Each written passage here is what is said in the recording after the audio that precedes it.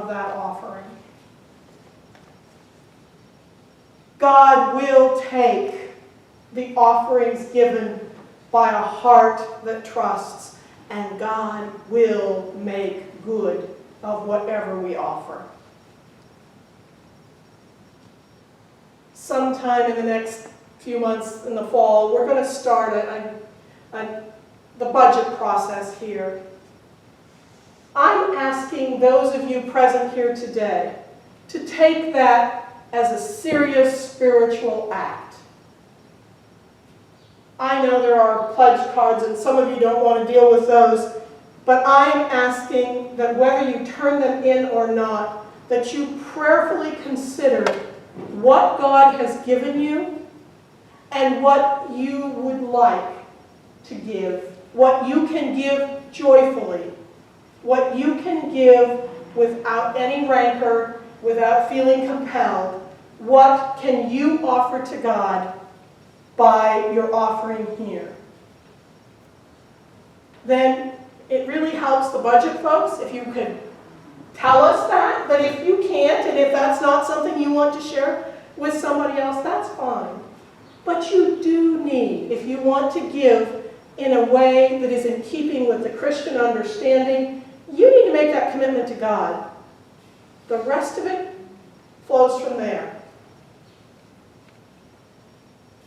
The reason I read that hymn that Paul knew, it's because he references that in this piece as well. Jesus had everything. He could claim all of creation as his if he chose. And instead, what did he do? Became a laborer, a skilled artisan, but a laborer in a world that didn't appreciate Jews from Nazareth. Came into Jerusalem as a person who was unwanted, considered unschooled, somebody from the country, somebody that just was not meant to be in the sophisticated city, somebody who didn't fit the norms of the day. He chose to allow himself to be crucified. He emptied himself and gave himself, even though he didn't have to do that. And that is the example of giving that Paul holds up to the churches he's talking to, including this one. No one is asked to give anything you don't want to give. But if in humility we recognize that all we are and all we have belong to God, giving becomes a whole lot easier. And if we do it because we want to, it's fun. Do you remember the first time you gave somebody a gift? Some kids, it's remembering that they brought a bunch of dandelions to Mama. I have a nephew who just turned 30. And when he was probably 3.5, maybe 4, he wanted me to help him buy a Christmas present for his mom. So I went and picked him up, and he had a pocket full of pennies. He had been saving pennies, and he had a pocket full of pennies.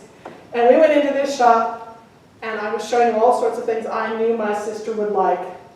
But he wanted this really gaudy brooch that my grandmother might have worn, but my sister was not going to wear. It was the only thing in the whole store he wanted for his mom. So he got it up to the counter, and he started digging these pennies out, and the clerk was wonderful. She was so patient as we counted out his pennies, and she let me pay without him knowing that I finished paying it. He thought that his pennies bought it. And then I took him home and we wrapped it, and I wasn't there to see my sister open it, because that was Christmas morning, that was immediate family. But I know, even today, my sister has that brooch. That gift meant something to her. It doesn't have to cost cost us everything. It just has to mean something to us. That's the kind of giving that changes the world. Doesn't have to cost us everything. It just has to mean something. That kind of giving, God can multiply beyond our wildest dreams.